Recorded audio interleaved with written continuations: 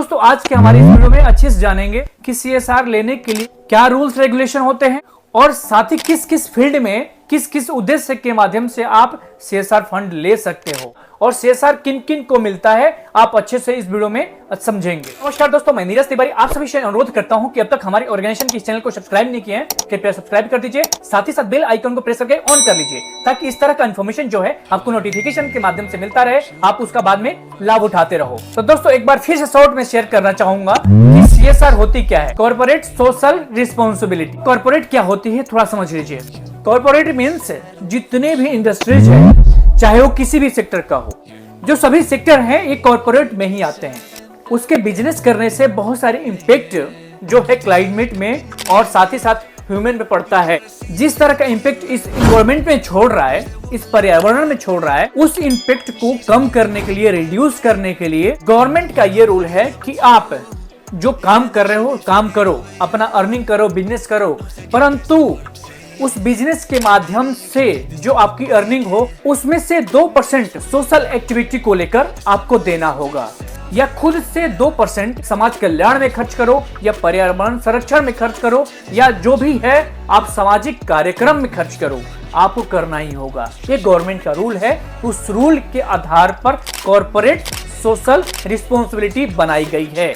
जो समस्या समाज में आ रही है उसकी रिस्पॉन्सिबिलिटी आपको लेनी पड़ेगी कि हाँ, अगर इस तरह का इम्पैक्ट छूट रहा है तो उस इम्पैक्ट को कम करने के लिए आप क्या कर रहे हो, आप क्या योगदान कर रहे हो। अब दोस्तों बात करेंगे कि सोशल रिस्पॉन्सिबिलिटी जो है वो कौन कौन निभा सकता है, कौन कौन करता है। तो आप लोग को पहले भी मैं शेयर किया था, आज भी शॉर्ट में शेयर कर रहा हूँ। एनजीओ का 3 एक्ट में रजिस्ट्रेशन होता है, उन्हीं को सीएसआर फंड मुहैया कराई जाती है, मतलब उनको दी जाती है।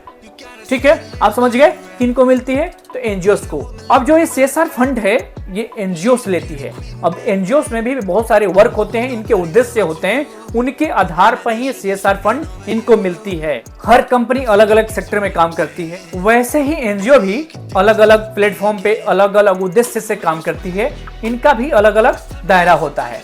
अब उसी दायरे के हिसाब से जो कंपनी होती है इनको सीएसआर फंड मुहैया कराती है। अब थोड़ा समझिएगा कि एक कंपनी है जो स्टेशनरी प्रोडक्ट बनाती है, स्टेशनरी मतलब बुक्स वगैरह बनाती है, पढ़ने लिखने की वस्तु बनाती है। अब उनको बोला जाए कि आप जाकर हेल्थ के सेक्टर में काम करो और अपना फंड दो। अपने ही फील्ड में ज्यादातर कोई भी लोग वर्क करते हैं या उसके लिए हेल्प करते हैं। अब काम करते हो किसी और फील्ड का और वहां पे कंट्रीब्यूशन दे रहे हो दूसरे फील्ड को।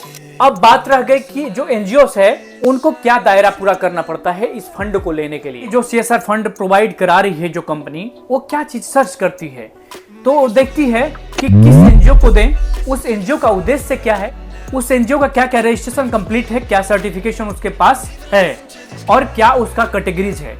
ये सब देखते हुए उसको सीएसआर फंड वो कंपनी देती है।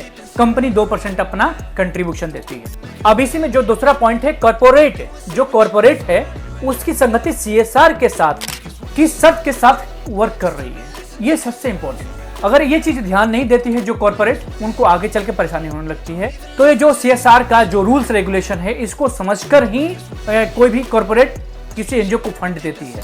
तो दोस्तों इस टॉपिक पे आगे बढ़ते हुए आप लोग को शेयर कर देता हूं कि जो सीएसआर फंड प्रोवाइड करा रही है जो कॉर्पोरेट, वो किस किस सेक्टर को ज्यादा प्रेफर करती है, मतलब ज्यादा डिमांड करती है। तो वह सबसे पहले शिक्षा के क्षेत्र में जो काम करती है एनजीओ उनको फंड देती है। ऐसे पर्यावरण संरक्षण, सामूहिक विकास और साथ ही जो आपदा राहत के योजनाओं पे काम करती है तो उसको सीएसआर फंड ज्यादा जल्दी मिलता है। ठीक है ना, जो कंपनी है, जो कॉर्पोरेट है, उनको ज्यादा जल्दी फंड देते हैं, अपना जो फंड कंट्रीब्यूशन है उनको देते हैं। तो आप लोग अच्छे समझ गए होंगे कि सीएसआर फंड लेने के लिए कौन कौन काबिल होते हैं, किस उद्देश्य पे लोग ज्यादा काम करते हैं, तो उनको सीएसआर फंड मिल सकता है। तो दोस्तों इस तरह की नॉलेजेबल वीडियो पाने के लिए आप लोगों से एक बार फिर से निवेदन करता हूं कि हमारे ऑर्गेनाइजेशन के इस चैनल को सब्सक्राइब कर दें, साथ ही साथ बेल आइकन को प्रेस करके ऑन कर लें ताकि इस तरह की इन्फॉर्मेशन आप लोग को नोटिफिकेशन के माध्यम से मिल सके, फिर आगे उसका लाभ उठा सको। तो दोस्तों इस वीडियो के लिए बस इतना ही। तब तक के लिए आप सभी को नमस्कार, धन्यवाद, जय हिंद, जय भारत।